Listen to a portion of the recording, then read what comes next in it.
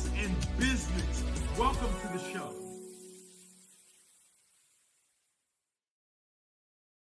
Yes, thank you so much for joining me. Happy Friday. This is an incredible kickoff to the podcast. I'm really been looking forward to it. And I got a special guest today, super successful in business, in the real estate space, Leslie Ann Morris. And I can't wait to have her tell her story to all of us on how she achieved greatness and wealth and is building an incredible business. So let's bring her up. Hi. Hi. How's it going? It's going great. How are you doing? Oh, doing great. Just excited about, the new podcast. This is actually our first episode. And so is that why it says boom, baby? Yeah. Boom. This is explosive. And I love it. So I want to learn about your story and how you've been successful and you built this business from nothing. Yeah.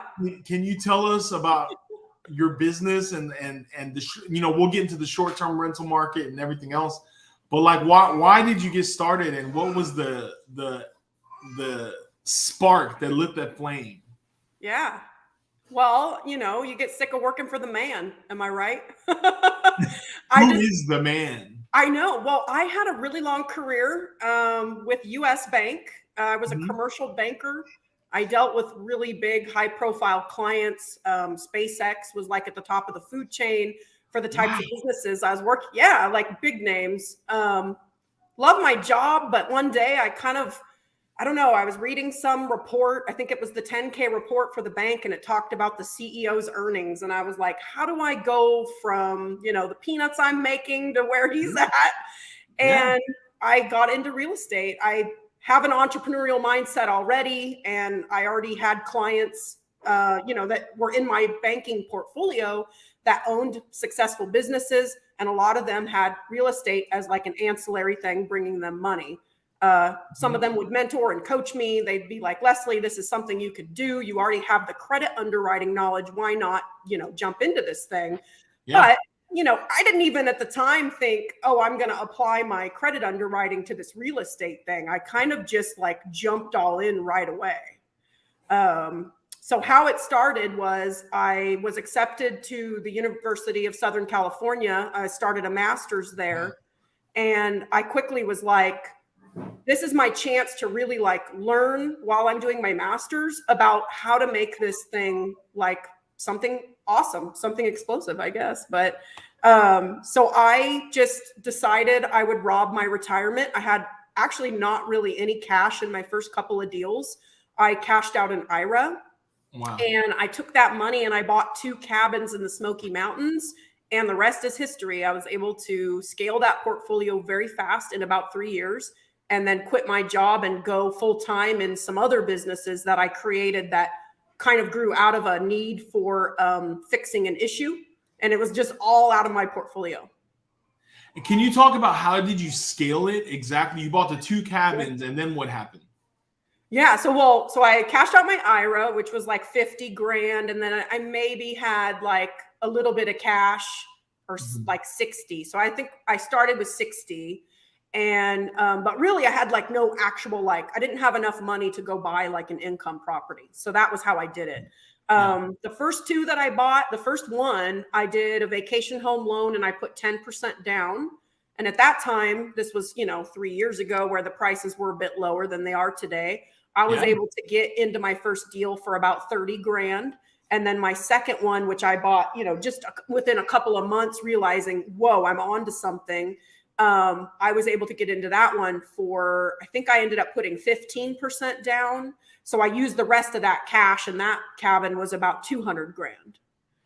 So that was the first 2 deals, structured really closely together. And then after that, I had some other real estate holdings that I was like, I'm going to sell this. I sold a home in Los Angeles.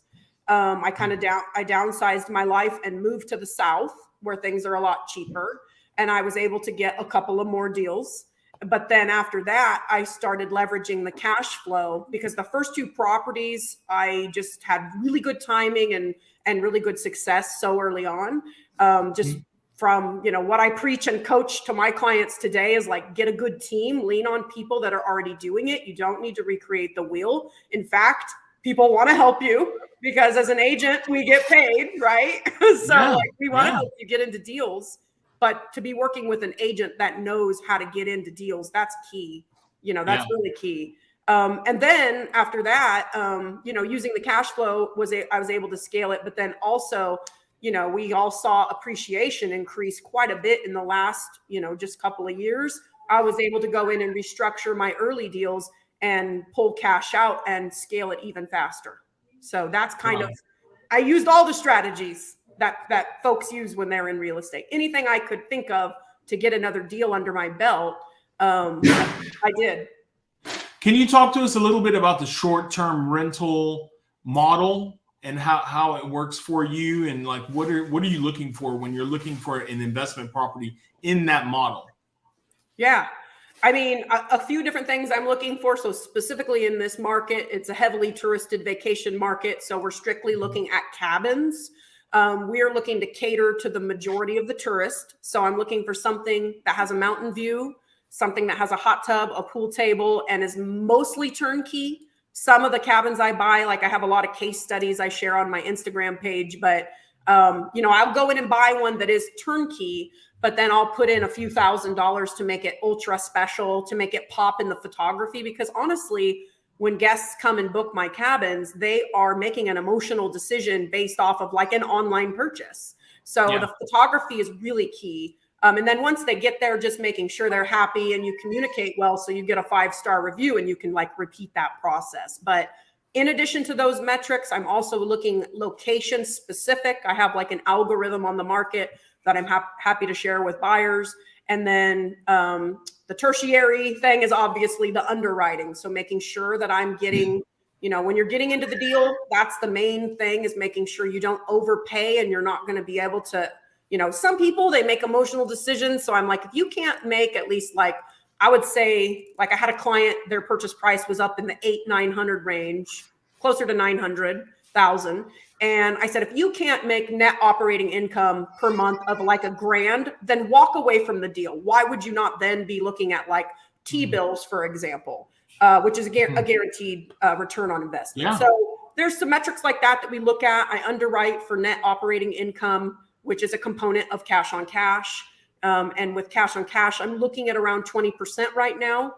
My early deals were like at 60 plus. It was insane. So, wow. I don't calculate a cap rate, although I did that a lot in my early career, obviously, when I was doing debt leverage and structure for large commercial and corporate clients.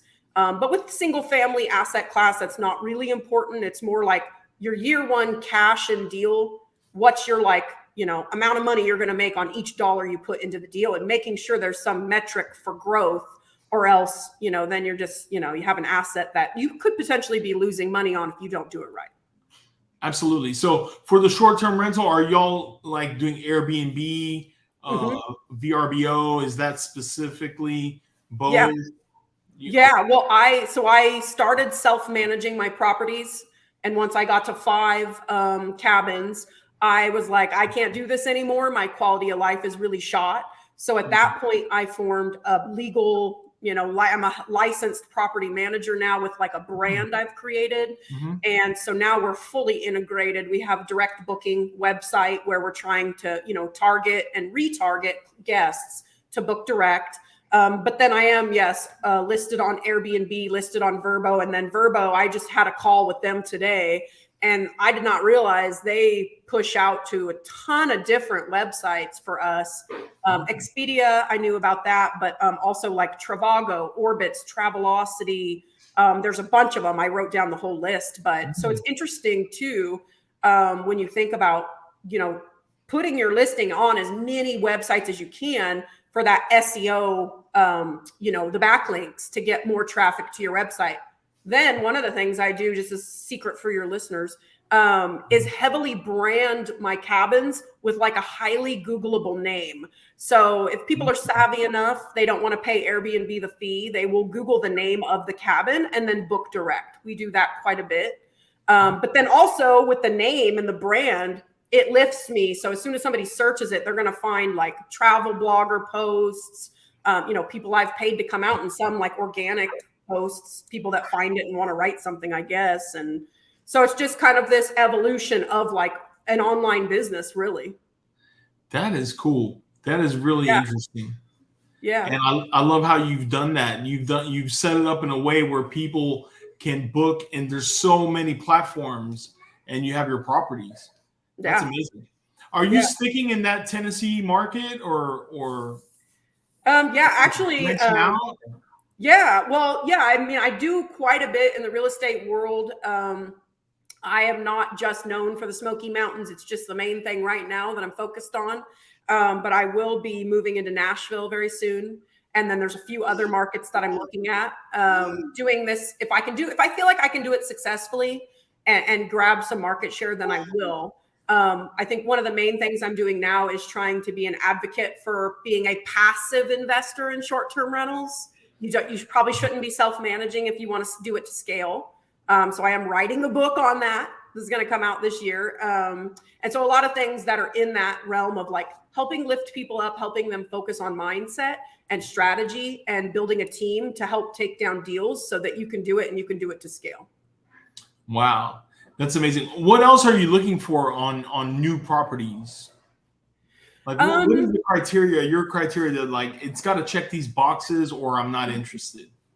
Exactly. Well, if we're talking Smoky Mountains, it's definitely what we've already discussed, the underwriting metrics, the location, and the amenities. And then I kind of vary my portfolio just within that market where I'm looking at, like, for example, I am heavily invested in Sevierville and Pigeon Forge, but there's another area called Gatlinburg. I actually personally don't own anything there, so I am looking to move into that market. But outside of short-term rentals, Smoky Mountain, I am looking at moving into other markets for other purposes.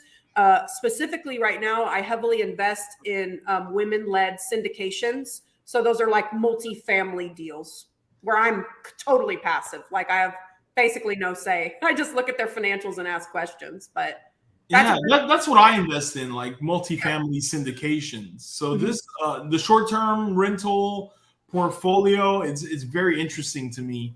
I've been considering getting into that maybe in the near future, but I do have experience in the multifamily syndications. And so what do you look for in that aspect? Like what are you looking for? And I know you love empowering women. Well, why is that? Well, what I'm looking for is I'm looking for somebody that's got experience in the deals. And some of them are new investors. They don't all have exits yet. So you can't, you got to go based on their metrics. So I would apply like very similar underwriting to what I would do for clients. They all usually have like some sort of a deck, like a scope of what the deal is they're going to take down, where it's located, and all their metrics. So looking at those sort of things, making sure that it's something that I'm comfortable doing. But yeah, I mean, the women's thing, I just feel like since I was a young child, I always wanted to lift others up. I have a special gift of like motivation within myself, I guess, to take action quickly and be successful. And not everyone has that. I think especially with women, I've done a lot of research. I was involved on US Bank's panel for like DEI. And trying to really understand what makes other people tick that don't look and feel like everyone else, and how can we help lift them up. So that's been a big part of it. And then I was at a conference. I attend a lot of real estate conferences where I'm typically a speaker. But there was one in particular that really resonated with me because one of the speakers gave a statistic that out of all real estate investors, only like a third are women. And if you think about the fact that all like 90% of wealth is created out of real estate, that there's a problem there. So I'm trying to help like shorten that gap. And I think the gap is created just because women don't, they're thinking it's like a boys club, men's club or whatever, or they're thinking, I don't even know where to start. I don't even know what to read. Like if you don't know the question to ask, then you're not going to ask the question. So I just try to be the one that speaks up, and I'm like, I'm out here, come find me. I love that. So with the massive increases in interest rates and just the turbulence that we've had in recent times, How do you feel that's going to affect you in your portfolio and your investing decisions going forward? Mm-hmm. Yeah, for sure. It's affecting a lot of people.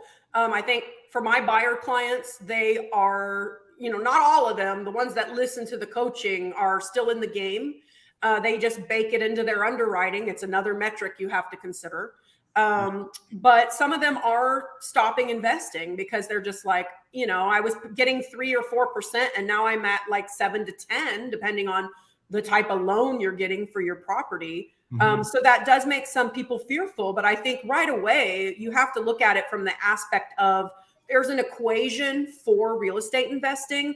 And again, it's just another metric that you have to bake into your underwriting. And also, if you structure the deal correctly, when the rates do drop, you'll be in a position to immediately refinance that debt and have not only appreciation, hopefully, that you can, draw from, but also immediately have more cash flow coming in by reducing your rate when you're able to do that. So I know on some of my debt, I'm kind of at the cap on the Fannie Mae, Freddie Mac, all the conventional product. I'm kind of at the cap on that. I have too many products with them. So I am looking at more like commercial lending or debt service coverage ratio, asset-based lending, where the rates and fees are naturally higher. So when I take down a deal, I just get really clear on my underwriting metrics. I don't make things bright and fuzzy. I make them very black and white, and just make sure that, over the life of that property, I'm going to be able to make money just like day one out of the gate. Or else, why would you do that? Yeah, that's great. That's fantastic. The other thing that I'm thinking about too is there's a year ago here in the Houston real estate market, interest rates were in the 2s and 3s. Yeah, that was great, but people were paying $100,000 over list price, 75,000, 50,000. There were way too many buyers versus the inventory. Mm-hmm. So, now with the interest rates doubling in such a short amount of time, half of the buyers have stepped out. So what I tell the current buyers who are worried about interest rates is the same thing you mentioned. It's that, okay, yeah, you get a higher interest rate, but you know what? Now you're negotiating on deals. Mm-hmm. A year ago, sellers weren't negotiating. They didn't have to. Right. When they were getting 15 offers for their listings, they're getting 20 offers. Half of them were over the list price. Yeah, you were getting a 2-3% interest rate, but you're paying $100,000 over the list price. And you can't change what your purchase price was. Right. You can't change your basis, but you made a great point. Now if you can negotiate, you can get that price knocked down a little bit because there's not nearly as many buyers out there. A year, 2, 3, who knows when the rates will come down, but when they do, refinance out of it. Or as in your case, if it's really cash flowing and you can pay that debt down and maybe pay it off in a few years. Yeah. You want to leverage it and buy more. Yeah, for sure. I'm just giving different instances that people shouldn't be so hung up on the interest rate because that can change. You can always refinance. Yeah. But if you get a deal on a property, if you can negotiate it down, you lock in that low price. We purchased a home in July of last year and we got a 7% interest rate, but we got a steal on the price. There is no way we would have got the price that we did a year prior. Right. Say 2021. There's no way. We would have probably paid $150,000 higher than where we bought it. Mm-hmm. So that's the give and take. We got a higher interest rate, but we can refinance when those rates drop. If they drop. And if not, we still locked in a low price. So it's give and take. Right. Exactly. I will say, though, this market's really interesting, especially my market. I do work as an agent in the Smoky Mountains. It's one of many things I do. I have a big team, but we are seeing multiple offers still. When the right thing comes on the market and it's priced correctly and it's very turnkey, there are like 20 investors that will jump. I had a multiple offer. There were 9 offers.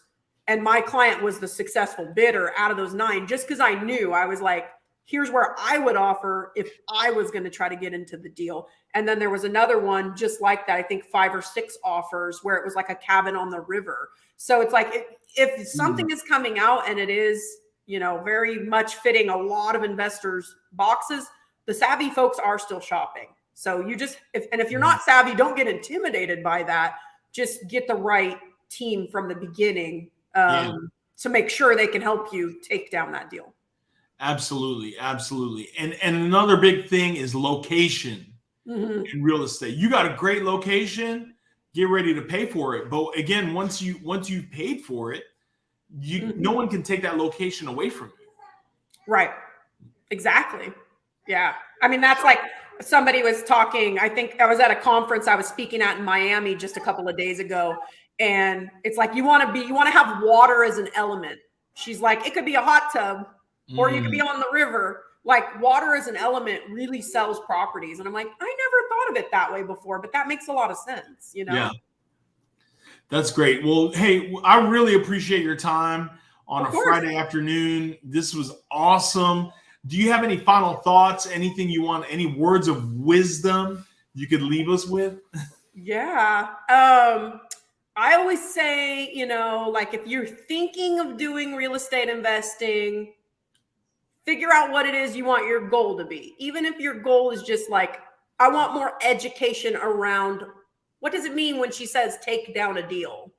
Then make a plan to get that education. There's so many resources out there. I will say I'm on Instagram and I'm happy to give the handle if you want me to tell that. Yeah. How do we get a hold of you? Yeah. Well, Instagram, I was going to say Instagram is the biggest one. It's at the @ Leslie.and.Morris, Leslie.and.Morris. From there, I have a link tree in the bio where I have like free resources to share.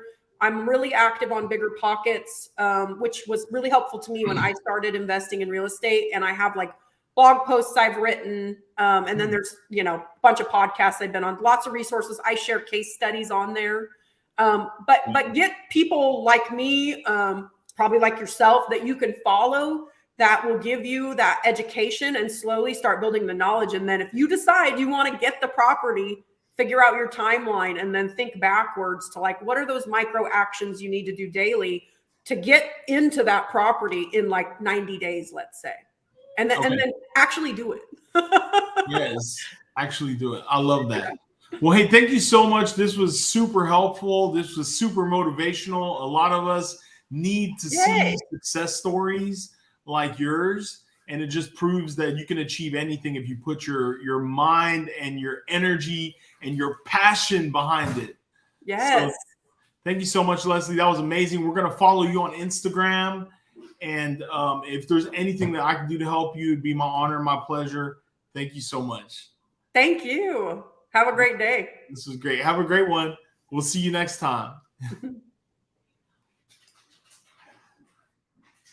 Thank you. I hope y'all enjoyed the first episode with Leslie and Morris. That was explosive growth. And have a wonderful weekend. We'll see you next time right here.